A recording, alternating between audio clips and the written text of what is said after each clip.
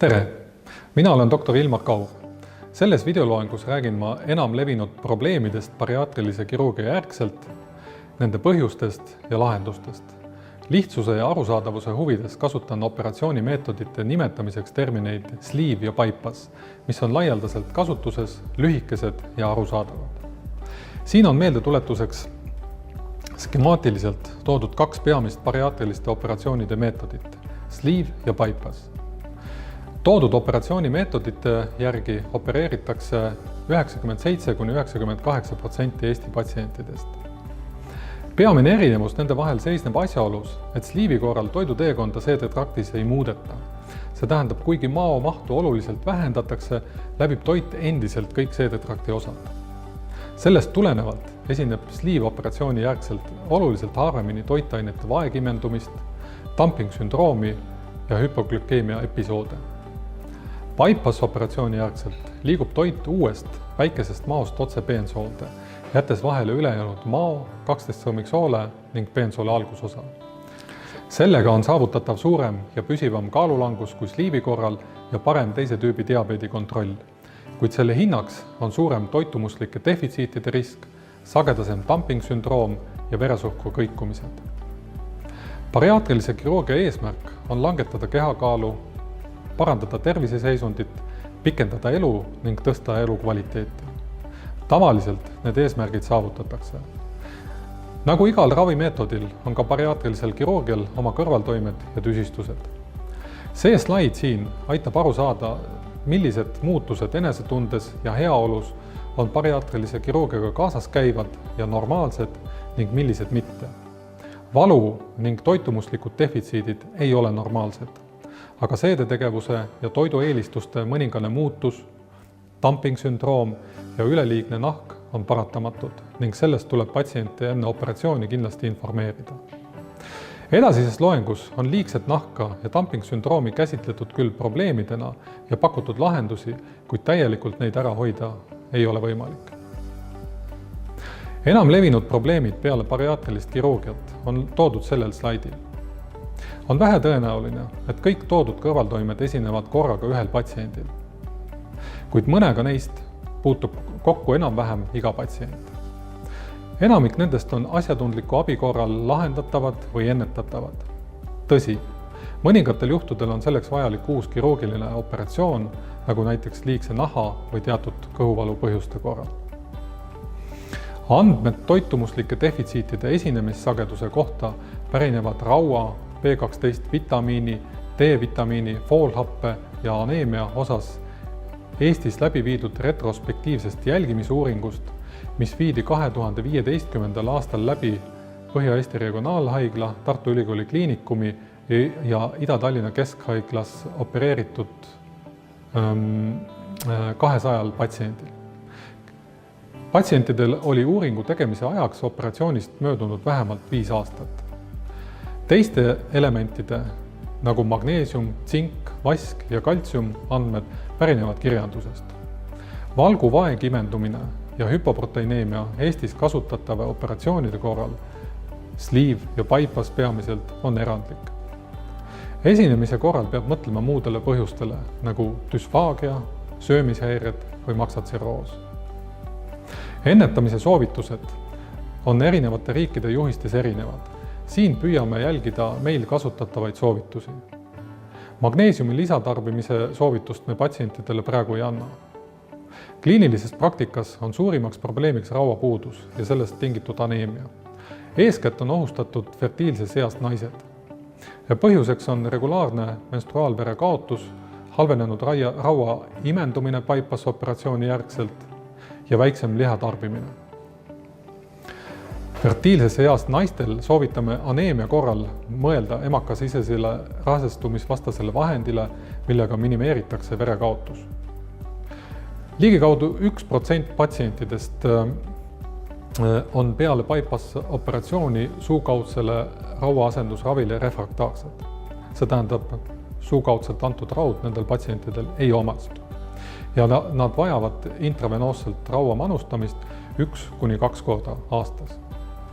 Kui toitumuslike probleemide lahendamine osutub perearsti abis liialt keerukaks, on vajalik patsiendi suunamine bariaatria õe või opereerinud kirurgi vastuvõtule. Siin on toodud ravijuhendi soovitus number 21, mis kirjeldab vajalikke operatsiooni järgseid vereproove. Eesmärgiks on võimalike defitsiitide ennetamine ja varajane avastamine. Kontrollige, kas patsient võtab soovitatud vitamiine ja mineraale. Uuringu põhjal teeb seda 5 aastat peale operatsiooni vaid 30% patsientidest.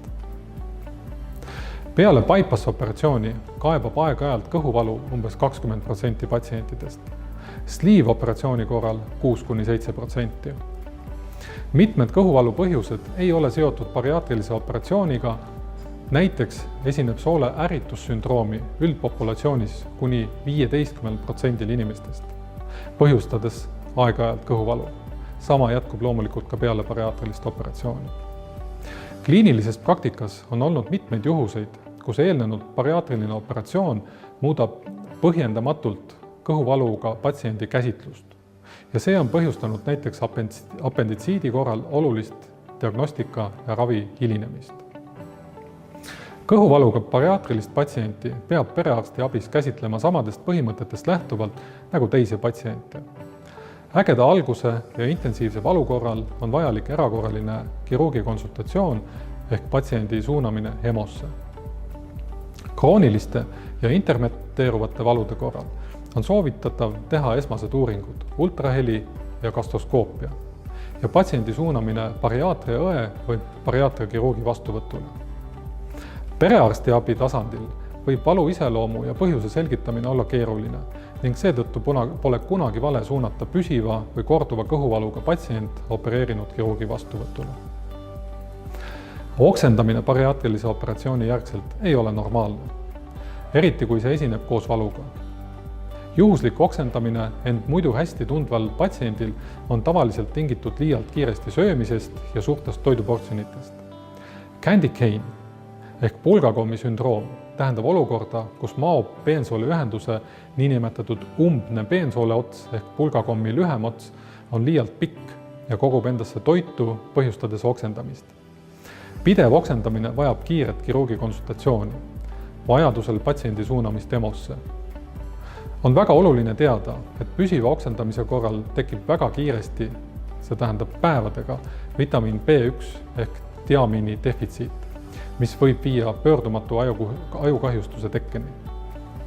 Kõrvetiste ehk mao söögitoru refluksi tekke peale sleeve-operatsiooni on seotud mao antirefluksmehhanismi kahjustamisega. Hissinurk ehk teravnurk mao funduse ja söögitoru vahel kaob operatsiooni tulemusel. Kõrvetised esimesel aastal peale sleeve-operatsiooni esinevad kuni 20% patsientidest. Hiljem koos kaalulangusega kõhurõhk langeb ja kõrvetiste all kannatavate patsientide osa on 3–5%. Bypass-operatsiooni järgselt on kõrvetised ebatavalised ja sageli seotud mao-peensoole ühenduse haavandi ja ahenemisega. Seetõttu tasub neil patsientidel kaaluda ka gastroskoopiat. Kõrvetiste ravi peale bariaatrilist kirurgiat ei erine tavaravist. 40 mg omeprasooli päevas jaotatuna 1–2 doosiks. Sageli on vajalik püsiravi. Kõhu lahtisust patsienti häirival moel esineb harva. Põhjused on erinevad ja tavaliselt söömiskäitumise kohandamisega ning seedetrakti adapteerumisega ajapikku sooletegevus taastub. Sageli on kõhu lahtisus dumping-sündroomi väljenduseks ja tekib kõrge glükeemilise indeksiga toitude söömisel. Kuna suur osa patsientidest tarvitab operatsiooni järgse esimese ja teise kuu jooksul omeprasooli, siis tuleb silmas pidada ka üht võimalikku omeprasooli kõrvaltoimet. Ja see on kõhu lahtisus. Püsiv ja raske kõhu lahtisus esineb harva ja vajab kindlasti põhjuse selgitamist ning ravi. Liigse nahateket ennustab kaalulanguse suurus ja rasvumise kestus. Mida kauem on rasvumine kestnud, seda enam on tõenäoline kaalulanguse järgselt liigse nahateke. Täielikult vältida probleemi ei saa. Nimetatud soovitused võivad probleemi leevendada, kuid mitte täielikult. Kirurgiline ravi võetakse ette mitte enne 18 kuu möödumist lõikusest. Kehakaal peab selleks ajaks olema stabiliseerunud. Eestis haigekassa nende operatsioonide eest reeglina ei maksa. Dumping-sündroom esineb kuni 70% patsientidest ja seda enamasti leebel kujul ja seda saab reeglina toiduvalikutega hästi kontrollida. Põhjuseks on liigne lihtsüsivesikutega toitude söömine, mis võib põhjustada vedeliku ümberjaotumist, vereringest soolestikku ja veresuhkru kõikumist. Dumping-sündroomi sümptomiteks on kõhupuhitus, kõhulahtisus, peapööritus, südame kloppimine, pulsi kiirenemine, higistamine, viiveldustunne, oksendamine, kõhuvalu ja keskendumisraskused. Dumping-sündroom võib olla ebameeldiv, kuid mitte alati halb, kuna aitab vältida toiduaineid nagu maiustused ja teised kõrge lisatud suhkrusisaldusega toidud, mis samuti tõstavad kaalu. Sel moel on dumping-sündroom üheks mehhanismiks, mis soodustab peale operatsiooni kaalulangust. Dumping-sündroomi saab leevendada toiduvalikutega, vältides lisatud suhkruid toitudes ja jookides ning piirates lihtsüsivesikuid. Samuti vältides samaaegselt söömist ja joomist. Samaaegne söömine ja joomine kiirendab toidu liikumist maost peensoolde ja see võib ka põhjustada dumping-sündroomi teket. Tavapärane ja komplikatsioonideta rasedus ja sünnitus peale bariaatrilist kirurgiat on tavaline. Rasedusega peaks ootama vähemalt 18 kuud. See on aeg, mil kehakaal langeb, toitumine pole veel tasakaalustunud ning rasedus sel perioodil on organismile liialt suur koormus. Hiljem on rasedus nii emale kui ka lapsele tavaliselt ohutum kui enne operatsiooni.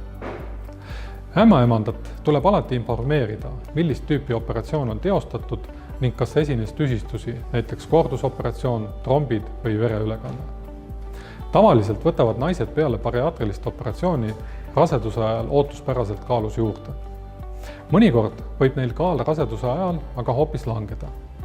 Sellisel juhul tuleks üle vaadata toitumine ning teha vereanalüüsid, et tagada vajalike toitainete ja vitamiinide kättesaadavus. Raseduse ajal peab tarvitama spetsiaalseid rasedatele mõeldud multivitamiine. Rasedad vajavad peaaegu 2 korda rohkem rauda ja voolhapet ning seda on rasedatele mõeldud vitamiinide koostises arvesse võetud. Kui vähegi võimalik, siis soovitame vitamiinide ja mineraalide defitsiiti ennetada juba enne rasestumist. Oluline on jätkata vitamiinide tarvitamist ka peale sünnitust ja rinnaga toitmise ajal. Patsiendid, kes on rasestunud peale bariaatrilist operatsiooni, vajavad toitumisalast nõustamist ning vereanalüüse, et ennetada vitamiinide defitsiitide teket. Vereanalüüsid tuleb teha raseduse igal trimestril.